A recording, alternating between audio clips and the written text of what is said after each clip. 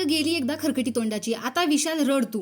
आता तुला कळेल घरामध्ये कसं वागायचं ते. आता रुचिता गेली, आता बिग बॉस बघायला मज्जा येणार. कोणाच्या शिव्या खायला नाही लागणार आणि ऐकाव्या सुद्धा नाही लागणार. अशा प्रकारच्या भन्नाट कमेंट्स या प्रोमोवरती आलेल्या आहेत. कारण सगळ्यांनाच वाटत आहे की रुचिता या घरातून इविक्ट झालेली आहे.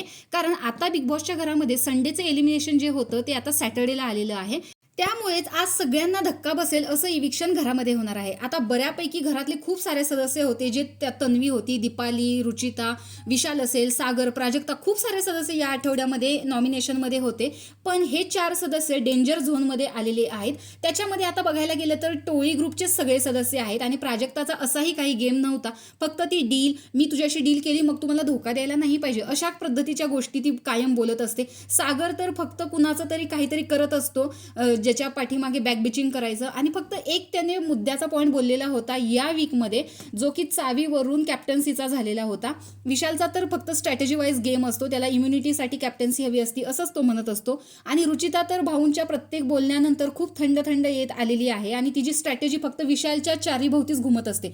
तर अशा पद्धतीने हे चौघजण आत्ता डेंजर झोनमध्ये आहेत. पण विशाल कोटियन गेलेला नाहीये बाहेर. सगळ्यांचंच मत आहे की रुचिता आता घरातून बाहेर गेलेली आहे, पण रुचिता इविक्ट नाही झालेली.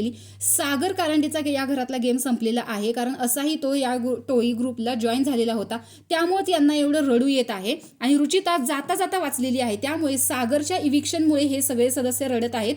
त्यामुळे तुमचा जो गैरसमज झालेला आहे की रुचिता गेली आता बिग बॉस बघायला मजा येणार, खरं तर रुचिताशिवाय बिग बॉस नाहीये. मी काय तिची फॅन नाहीये, पण बऱ्याच प्रेक्षकांच्या अशा कमेंट आहेत रुचिता आहे म्हणून बिग बॉस आहे. त्यामध्ये राखी आली थोडा मसाला घालण्यासाठी. त्यामुळे रुचिताला एवढ्या लवकर बाहेर नाहीत काढणार. आत्ता या घरातून सागर इविक्ट झालेला आहे. तर तुम्हाला सागरचं इविक्शन कसं वाटलं कमेंटमध्ये सांगा. किंवा प्राजक्ता इविक्ट व्हायला हवी होती की सागरच झाला हे बरोबर आहे हे सांगण्यासाठी विसरू नका. अशाच बिग बॉसच्या रिव्ह्यूच्या अपडेटसाठी आपल्या चॅनलला सबस्क्राईब करा. तोपर्यंत बाय.